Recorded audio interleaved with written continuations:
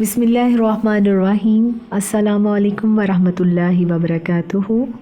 Welcome کرتی ہوں آپ کو اپنے YouTube channel Islamic stories with آنی خان میں۔ امید کرتی ہوں کہ آپ سب اپنی زندگی میں صحت مند اور اچھے کام کرنے میں مصروف ہوں گے، لیکن ہمیں کچھ وقت اپنے اسلام اور دین کے لیے بھی نکالنا چاہیے۔ تو بغیر وقت ضائع کیے چلتے ہیں اپنے آج کے ٹاپک کی طرف، جو کہ ہے قیامت کسے کہتے ہیں۔ روز قیامت سے مراد وہ دن ہے جس دن مخلوق اپنے زندہ جاوید رب کے سامنے کھڑی ہوگی۔ اب سوال پیدا یہ ہوتا ہے کہ قیامت کب آئے گی؟ تو فرمایا، قرآن مجید میں ارشاد باری تعالیٰ ہے، ترجمہ ہے، آپ سے پوچھتے ہیں کہ قیامت کب آئے گی، تو آپ کہہ دیجئے کہ اس کی خبر میرے رب کے پاس ہے۔ ایک اور مقام پر ارشاد ہوتا ہے، اور وہ کہتے ہیں کہ قیامت کب آئے گی، تو آپ فرما دیجئے کہ عجب نہیں، قریب ہی آ لگی ہو۔ پھر وہ کہتے ہیں کہ آثار کیا ہیں قیامت کے آنے کے؟ تو آثار قیامت یہ ہیں کہ قیامت کا آنا یقینی ہے، لیکن قیامت کب آئے گی اس کا علم اللہ کے سوا کسی کو نہیں۔ البتہ قیامت برپا ہونے سے پہلے کچھ نشانیاں ظاہر ہوں گی جن کا ذکر قرآن و حدیث میں آیا ہے۔ قرآن مجید میں ارشاد باری تعالیٰ ہے، ان قریب دکھائیں گے ہم انہیں نشانیاں آفاق میں بھی اور ان کے اپنے نفس میں بھی، یہاں تک کہ ان کے سامنے ظاہر ہو جائے گی یہ بات کہ یہ کتاب حق ہے۔ کیا یہ بات کافی نہیں کہ تیرا رب ہر چیز کا شاہد ہے؟ آگاہ رہو کہ یہ لوگ شک میں پڑے ہوئے ہیں اپنے رب سے ملاقات کے بارے میں، اور سن رکھو کہ وہ ہر چیز کا پوری طرح احاطہ کیے ہوئے ہیں۔ ایک مرتبہ حضرت جبرائیل علیہ السلام صحابہ اکرام رضی اللہ تعالیٰ عنہ کی موجودگی میں آدمی کی شکل میں تشریف لائے اور نبی کریم صلی اللہ علیہ وآلہ وسلم سے قیامت کے بارے میں سوال کیا، تو آپ صلی اللہ علیہ وآلہ وسلم نے ارشاد فرمایا، قیامت کا علم سوال کیے گئے، یعنی کہ نبی کریم صلی اللہ علیہ وسلم کو سوال کرنے والے یعنی حضرت جبرائیل علیہ السلام سے زیادہ نہیں، البتہ میں تمہیں قیامت کی علامات بتا دیتا ہوں۔ فرمایا، عورت کا اپنا مالک جننا، ننگے پاؤں پھرنے والوں کا حاکم بننا، اور بکریاں چرانے والوں کا بڑی عمارتیں تعمیر کرنا قیامت کی نشانیوں میں سے ہے۔ مذکورہ حدیث سے یہ معلوم ہوتا ہے کہ قیامت کا حتمی علم اللہ ہی جانتا ہے۔ البتہ نبی کریم صلی اللہ علیہ وآلہ وسلم نے صحابہ اکرام رضی اللہ تعالیٰ عنہ کو مختلف اوقات میں قیامت سے پہلے پیدا ہونے والے فتنوں، پیش آنے والے بعض واقعات اور قیامت کے بالکل قریب ظاہر ہونے والے علامات سے آگاہ فرمایا ہے۔ علامات قیامت کی تفصیلات میں جانے سے پہلے سابقہ ادیان کے دیگر فریق کی کتب کا جائزہ لیتے ہیں کہ وہاں علامات قیامت بیان ہوئی ہیں کہ نہیں۔ یہودیت کے مقدس صحائف میں ایسی آیات ملتی ہیں جن سے علامات قیامت کی نشاندہی ہوتی ہے۔ آخری دنوں میں یوں ہوگا کہ خداوند کے گھر کا پہاڑ پہاڑوں کی چوٹی پر قائم کیا جائے گا، اور وہ بہت سی امتوں کے درمیان عدالت کرے گا اور دور کی زور آور قوموں کو ڈانٹے گا۔ میں ان کی روش کی سزا اور ان کے اعمال کا بدلہ دوں گا، چونکہ ان کو خداوند کا خیال نہیں، اس لیے وہ کھائیں گے پر آسودہ نہ ہوں گے، وہ بدکاری کریں گے لیکن زیادہ نہ ہوں گے۔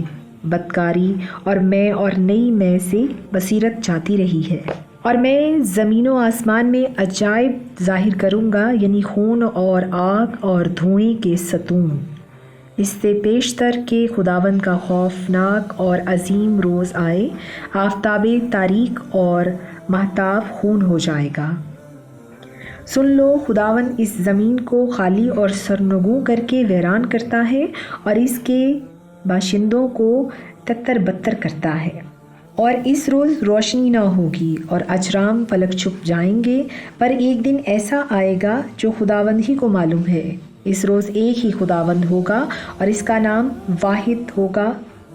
یہودیت کی طرح مسیحیت میں بھی قیامت کی نشانیوں کا تذکرہ ملتا ہے، یعنی انجیل میں متی میں بیان ہوا ہے کہ جب شاگردوں سے پوچھا کہ تیرے آنے اور دنیا کے آخر ہونے کا نشان کیا ہوگا، تو حضرت عیسیٰ علیہ السلام نے جواب دیا، خبردار، کوئی تم کو گمراہ نہ کرے، کیونکہ بہتر ہے میرے نام سے آئیں گے اور کہیں گے میں مسیح ہوں، اور بہت سے لوگوں کو گمراہ کریں گے، اور تم لڑائیوں کی افواہ سنو گے۔ خبردار، گھبرا نہ جانا، کیونکہ ان باتوں کا واقعہ ہونا ضروری ہے، لیکن اس وقت خاتمہ نہ ہوگا، کیونکہ قوم پر قوم اور سلطنت پر سلطنت چڑھائی کرے گی، اور جگہ جگہ کال پڑیں گے اور بھونچال آئیں گے۔ مدرجہ بالا امثال سے یہ بات واضح ہوتی ہے کہ اسلام کی طرح دیگر سابقہ ادیان میں بھی قیامت اور اس سے پہلے وقوع پذیر ہونے والے واقعات کا ذکر موجود ہے۔ ذخیرہ احادیث میں قیامت کے تعلق سے ہمیں 3 طرح کی احادیث ملتی ہیں۔ پہلی قسم کی احادیث وہ ہیں جن میں نبی کریم صلی اللہ علیہ وآلہ وسلم نے وقت گزارنے کے ساتھ ساتھ امت میں پیدا ہونے والی گمراہیوں کی نشاندہی فرمائی ہے۔ مثلاً آپ صلی اللہ علیہ وآلہ وسلم نے ارشاد فرمایا، علم اٹھ جائے گا، جہالت عام ہو جائے گی، شراب کا باکثرت استعمال ہوگا، کھلم کھلا زنا ہوگا۔ دوسری قسم احادیث کی وہ ہے جن میں آپ صلی اللہ علیہ وآلہ وسلم نے وقت گزارنے کے ساتھ ساتھ بعض تبدیلیوں کا ذکر فرمایا ہے، مثلاً سرزمین عرب میں چراگاہوں کا بننا اور نہروں کا جاری ہونا، دولت کی فراوانی ہونا وغیرہ۔ تیسری قسم ان احادیث کی ہے جن میں قیامت کے بالکل قریب ظاہر ہونے والے واقعات بیان کیے گئے ہیں، مثلاً امام مہدی کا ظہور، آمد دجال، یاجوج ماجوج کا خروج وغیرہ۔ ہم نے علامات قیامت کو 2 حصوں میں تقسیم کیا ہے۔ ایک وہ علامات ہیں جو ظہور امام مہدی، خروج دجال اور نزول عیسیٰ سے پہلے وقوع پذیر ہوں گی، دوسری وہ جو ان کے بعد ظاہر ہوں گی۔ پھر جی کہتے ہیں کہ فتنوں کا ظہور کیا ہوگا؟ قیامت سے پہلے فتنے بارش کے قطروں کی طرح پے در پے ظاہر ہوں گے۔ تو حضرت اسامہ بن زید رضی اللہ تعالیٰ عنہ کہتے ہیں کہ نبی کریم صلی اللہ علیہ وآلہ وسلم مدینہ منورہ کے محلات میں سے ایک محل پر چڑھے اور صحابہ اکرام رضی اللہ تعالیٰ عنہ سے پوچھا، جو میں دیکھتا ہوں کیا تم دیکھتے ہو؟ صحابہ اکرام رضی اللہ تعالیٰ عنہ نے عرض کیا، نہیں۔ آپ صلی اللہ علیہ وآلہ وسلم نے ارشاد فرمایا، میں فتنوں کو تمہارے گھروں میں بارش کے قطروں کی طرح گرتا دیکھ رہا ہوں۔ اسے بخاری نے روایت کیا ہے۔ قیامت کے قریب ہر طرف فتنے ہی فتنے اور مصیبتیں ہی مصیبتیں ہوں گی۔ حضرت معاویہ رضی اللہ تعالیٰ عنہ کہتے ہیں، میں نے نبی کریم صلی اللہ علیہ وآلہ وسلم کو فرماتے ہوئے سنا ہے کہ قیامت کے قریب دنیا میں سوائے مصیبتوں اور فتنوں کے کچھ باقی نہیں رہ جائے گا۔ اسے ابن ماجہ نے روایت کیا ہے۔ پھر کہتے ہیں کہ فتنوں کی شدت کیا ہوگی؟ قیامت سے پہلے ظاہر ہونے والے فتنے اتنے شدید ہوں گے کہ زندہ لوگ مردوں پر رشک کریں گے۔ حضرت ابو ہریرہ رضی اللہ تعالیٰ عنہ سے روایت ہے کہ نبی کریم صلی اللہ علیہ وآلہ وسلم نے فرمایا، قیامت قائم نہیں ہوگی حتیٰ کہ ایک آدمی دوسرے آدمی کی قبر پر گزرے گا تو کہے گا، کاش اس کی جگہ میں ہوتا۔ علم کا اٹھ جانا اور جہالت کا عام ہونا قرب قیامت کی نشانی ہے۔ حضرت ابو موسیٰ رضی اللہ تعالیٰ عنہ کہتے ہیں کہ نبی کریم صلی اللہ علیہ وآلہ وسلم نے فرمایا، قیامت سے پہلے ایسے دن آئیں گے جن میں جہالت چھا جائے گی، علم دین اٹھ جائے گا اور حرج یعنی خون ریزی عام ہو جائے گی۔ حضرت ابو ہریرہ رضی اللہ تعالیٰ عنہ کہتے ہیں کہ نبی کریم صلی اللہ علیہ وآلہ وسلم نے فرمایا، قیامت قائم نہیں ہوگی حتیٰ کہ علم اٹھا لیا جائے گا، جہالت پھیل جائے گی اور حرج بہت زیادہ ہو جائے گا۔ صحابہ اکرام رضی اللہ تعالیٰ عنہ نے عرض کیا، حرج کیا ہے؟ آپ صلی اللہ علیہ وآلہ وسلم نے ارشاد فرمایا، قتل۔ پھر کہتے ہیں کہ والدین کی نافرمانی ہوگی۔ تو قیامت کے قریب اولاد اپنے والدین کی نافرمان اور گستاخ ہو جائے گی۔ حضرت ابو ہریرہ رضی اللہ تعالیٰ عنہ کہتے ہیں کہ ایک روز نبی کریم صلی اللہ علیہ وآلہ وسلم صحابہ اکرام رضی اللہ تعالیٰ عنہ کے ساتھ تشریف فرما تھے۔ ایک آدمی حاضر ہوا اور پوچھنے لگا، یا رسول اللہ صلی اللہ علیہ وآلہ وسلم، قیامت کب آئے گی؟ آپ صلی اللہ علیہ وسلم نے جواب میں ارشاد فرمایا، قیامت کے بارے میں جس سے پوچھا گیا وہ پوچھنے والے سے زیادہ نہیں جانتا، یعنی تمہاری طرح مجھے بھی اس کا علم نہیں، لیکن میں تجھے اس کی بعض نشانیاں بتا دیتا ہوں۔ جب عورت اپنا مالک یعنی نافرمان اولاد جنے تو یہ قیامت کی نشانیوں میں سے ہے۔ جب ننگے پاؤں ننگے بدن والے لوگوں کے سردار بنے تو یہ قیامت کی نشانیوں میں سے ہے۔ اور جب بکریوں کے چرواہے بلند و بالا عمارتیں تعمیر کریں تو یہ قیامت کی نشانیوں میں سے ہے۔ قیامت کا وقت ان 5 چیزوں میں سے ہے جن کا علم اللہ تعالیٰ کے سوا کسی کو نہیں۔ پھر آپ صلی اللہ علیہ وسلم نے یہ آیت تلاوت فرمائی، ترجمہ ہے، بے شک قیامت کا علم اللہ ہی کے پاس ہے، بارش وہی برساتا ہے، یعنی اسی کو علم ہے کہ بارش کب ہوگی، ماؤں کے رحموں میں جو کچھ ہے اسے بھی وہی جانتا ہے، کوئی شخص نہیں جانتا کل وہ کیا کرے گا، اللہ جانتا ہے، نہ ہی کوئی شخص یہ جانتا ہے کہ وہ کس جگہ فوت ہوگا، اللہ جانتا ہے۔